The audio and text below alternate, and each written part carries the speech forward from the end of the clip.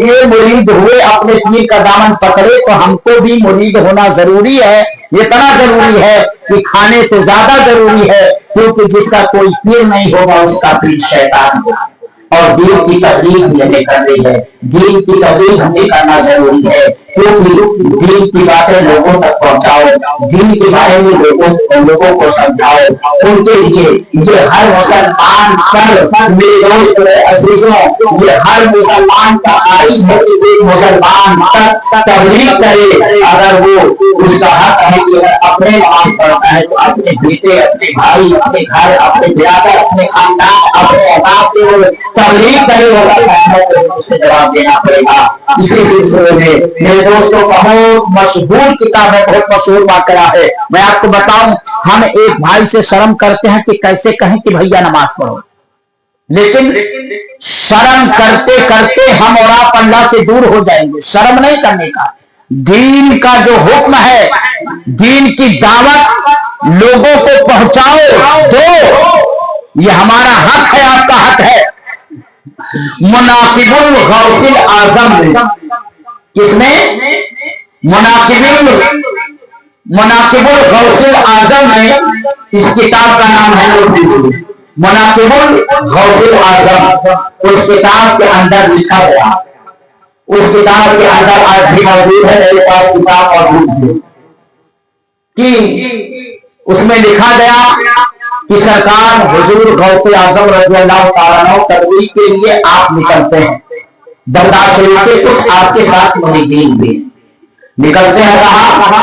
कुर्दिस्तानी इलाके में निकलते हैं। कुर्द एक कौम होती है, कुर्दिस्तानी इलाके में सरकार चंद मुरीद के साथ निकलते हैं तबलीग करने के लिए।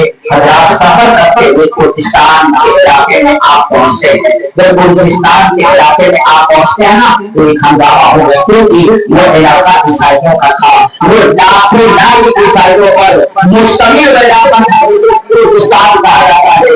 कुर्दिस्तान में आप तस्वीर ले जाते हैं और दोस्त किताब कहता है कि सरकार बहुत सियासत और दीन की तबलीग के लिए ईसाइयों में पहुंचे, कुर्दिस्तानियों में पहुंचे। मेरे दोस्त इस्लाम कब का आ चुका था, सरकार कब के आ चुके थे, लेकिन मेरे दोस्त बरस बोला जाने के बाद में अभी ईसाइयत पर कायम थे। मेरे दोस्त दीन पर ना आए, ईसाइयत पर भी कायम रहते थे, तो सरकार गौसे आज़म रज़ियल्लाहु ताला उन कुर्द कौम को, यानी वो ईसाइयत पर कायम थे, उनको दीन का पैगाम देने के लिए कुर्दिस्तान के इलाके में पहुंचते हैं। तो उनके मरकज पर पहुंचे। कहाँ पहुंचे?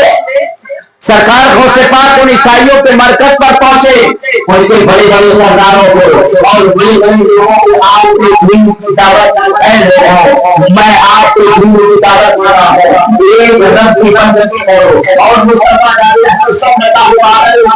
ईमान लाओ, मैं तुम्हें दीन की दावत देने के लिए आया हूँ। मेरे दोस्त ने अजीजों, उनका बहुत बड़ा पार्टी, बहुत बड़ा एक आलिम था, वो सामने आया, क्योंकि लाखों कुर्द कौम वहां पर मौजूद थे।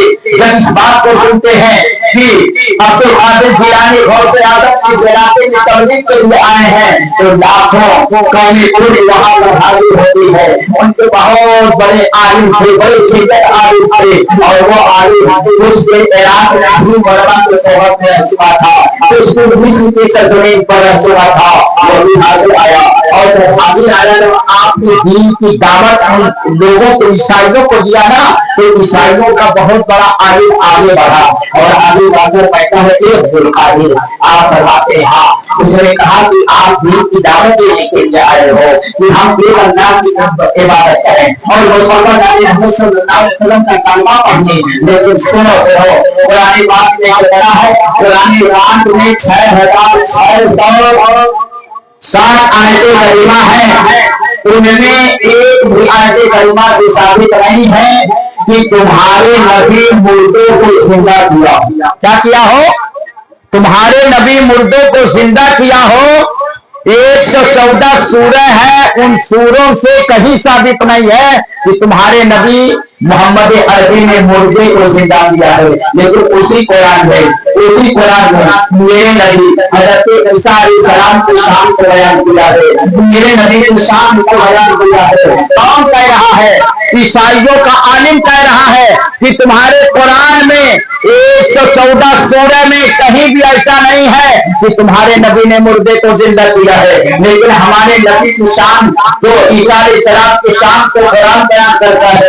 अल्लाह ने उन्हें मौजूदा दिया था कि वो अगर किसी बीमार को हाथ लगा देते तो वो तंदुरुस्त हो जाता, बीमार शिफायाब हो जाता था। अगर किसी अंधे के आंख पर हाथ फेर देते थे तो वो अंधा अंधियारा हो जाता था, नबीना से भीना हो जाता था, आंख वाला हो जाता था। और अल्लाह ने मेरे नबी ईसा अलैहिस्सलाम को दिया था, वो थोड़ा सा मुर्दे को जिंदा करता करते हैं। मेरे दोस्त ने अजीजों किताब के अंदर मौजूद है कि जब हम लोगों ने कहा कि हमारे नबी की शान ऐसी है, ईसा अलैहिस्सलाम को अल्लाह ने वो शान अता फरमाया था कि ठोकर से मुर्दे को जिंदा करते हैं। मगर कोई अपने जिलानी सरवार होते आजम रसूलुल्लाह का आम है।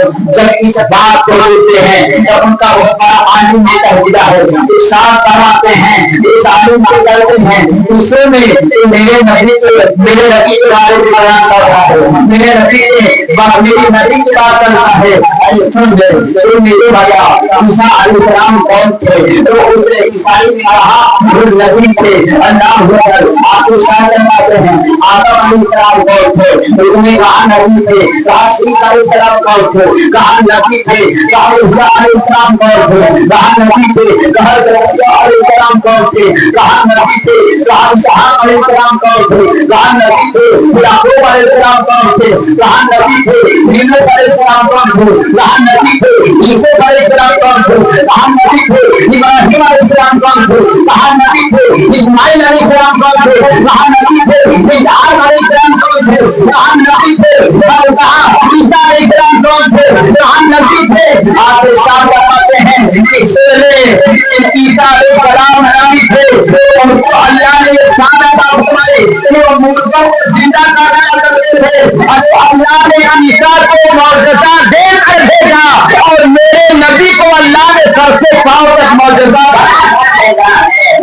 ईसा अलैहिस्सलाम नबी थे। मेरे नबी नहीं बल्कि नबियों के नबी है, नबियों के सुल्तान है, नबियों के शहंशाह है, नबियों के बादशाह है, इमाम नबिया है। जब आला हजरत की नजर पड़ती है तो बुला देते हैं सबसे आला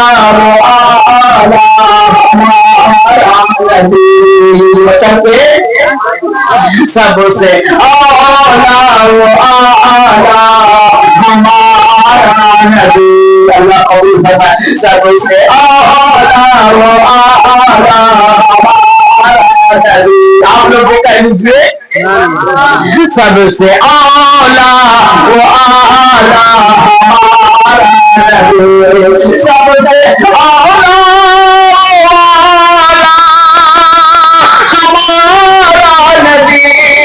अरे दोनों आलम का दूल्हा हमारा नबी, दोनों आलम का दूल्हा हमारा नबी, दोनों आलम का दूल्हा हमारा नबी।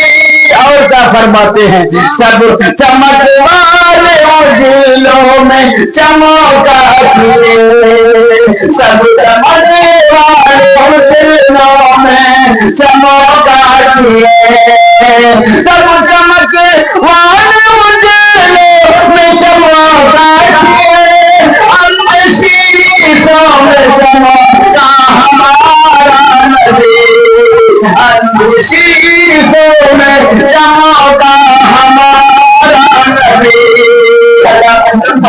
आप अंदाजा फरमाए, आप इरशाद फरमाते हैं कि सुन ले तेरे नबी अल्हम्दुलिल्लाह तेरे नबी सिर्फ नबी थे और वो मेरे भी नबी हैं। अल्हम्दुलिल्लाह वो सिर्फ तेरे नबी नहीं है, वो मेरे भी नबी थे, मेरे भी नबी हैं। लेकिन याद रख लो मेरे नबी की शान ये है, मेरे नबी की बात तो करता है ना। तेरे नबी क्या करते थे? ईसा अलैहिस्सलाम किसी बीमार को हाथ लगा दे तो तंदुरुस्त हो जाता। आंख पर अगर किसी नबीना अंधे के हाथ फेर देते तो वो अखियारा हो जाता, आंख वाला हो जाता, और मुर्दे को ठोकर लगा दे तो जिंदा हो जाता। यही है ना, यही है ना। सुन ले, मैं नबी नहीं बल्कि गुलाम नबी हूँ, मैं रसूल नहीं बल्कि आशिक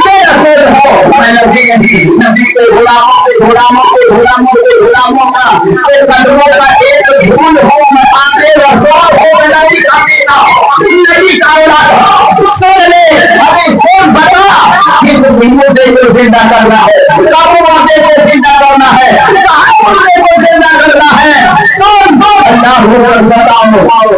اب جب یہ کنا سنے جو عیسائی کے کہتے ہیں ان لوگوں نے کیا کہا کہ بہت اچھا انہوں نے کہا کیا کہا اب تو ان کی پول پٹی کھل جائے گی اب ان کی غوث پاک کی پول پٹی کھل جائے گی جب یہ مردے کو زندہ نہیں کر پائیں گے تو یہ ثابت ہو جائے گا کہ ان کے نبی اور یہ بھی مردے کو زندہ نہیں کر پائے تو پول پٹی کھل جائے گی. بڑے خوشی سرکار غوث پاک نے جب کہا اس بات کو کہاں مردے کو زندہ کرنا ہے کس مردے کو زندہ کرنا ہے کب مردے کو زندہ کرنا ہے وہ لوگ تیار ہو کہاں چلو اب آگے عیسائیوں کا عالم ہے پیچھے سرکار غوث پاک کرد قوم ہے کردستان کے ایریے میں چند مریدین ہیں لاکھوں کا مجمع ہے کتاب کے اندر آیا کئی لاکھ کا مجمع ہے لاکھوں کا مجمع ہے آگے عیسائیوں کی جماعت ہے پیچھے سرکار غوث پاک قریب میں ایک قبرستان پر پہنچی جب قبرستان پر پہنچے تو اب ان لوگوں نے کہا کہ ایسے قبر کو بتایا جائے جو بہت پرانی ہو جس کی ہڈی تک موجود نہ ہو ایسے قبر کو بتایا جائے اللہ بہت پرانی پتا چل رہا تھا کہ ہو سکتا ہے یہاں قبرستان دبی اور ایسے ہی قبرستان تھی ہم لوگوں نے اشارہ کرتے عبد القادر کہا اسی مردے کو زندہ کرو کیا کہا اسی مردے کو زندہ کرو آپ نے کہا اسی مردے کو زندہ کرنا کہا آپ ارشاد فرماتے ہیں زندہ تو کروں گا لیکن پہلے سن تو لو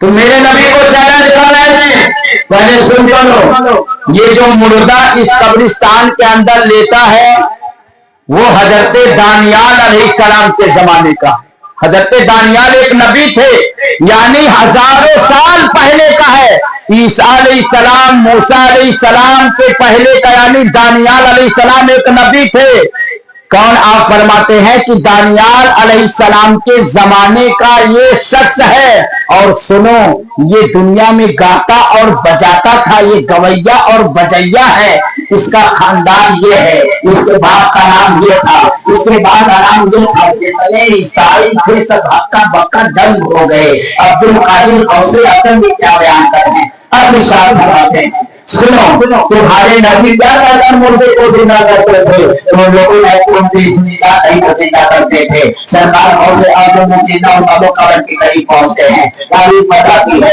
سرکار غوث پاک جلال میں آتے ہیں قبرستان کو ضرور لگاتے ہیں اور بھگوان کو میں سے لگا اللہ سے حکم مردہ زندہ ہو کے باہر آ جاؤ تعریف بتاتی ہے نجات ہونے والی ہے قبر بھر گئی شک ہو گئی اور مردہ قبر سے باہر نکل رہا ہے قبر سے باہر آ گیا ہے اور باہر نکل کھڑا ہو گیا ہے اور کہا کہ السلام علیکم ورحمۃ اللہ وبرکاتہ اس نے سرکار غوث پاک سے سلام کیا کیا کیا سلام کیا سرکار غوث پاک رضی اللہ تعالی عنہ سے سلام کیا آپ نے سلام کا جواب دیا تو اس مردے نے جو زندہ ہو گیا تھا اس نے کہا کیا قیامت آ گئی ہے آپ نے فرمایا نہیں سرکار غوث پاک نے کہا نہیں قیامت نہیں آئی ہے کافر مجھے تو زندہ کر دیا گیا باہر نکالا گیا ہے میں تو سنا تھا کہ جو قبر میں جائے گا وہ قیامت میں نکلے گا آپ ارشاد فرماتے ہیں کہ دیکھو اس قوم عیسائیت نے میرے نبی کی شان پر انگلی اٹھایا تھا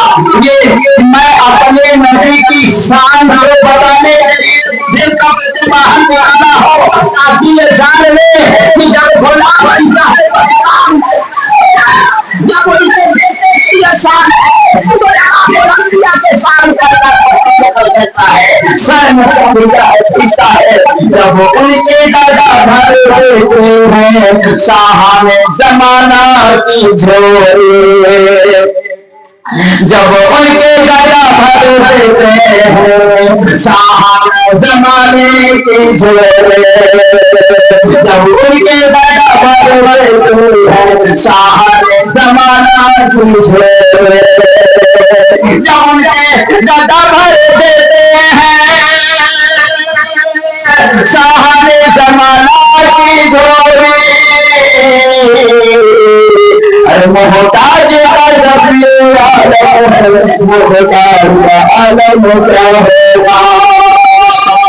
جب سردار غوث اعظم کی یہ شان ہے تو امام الانبیاء کی شان کا اندازہ کون لگا سکتا ہے؟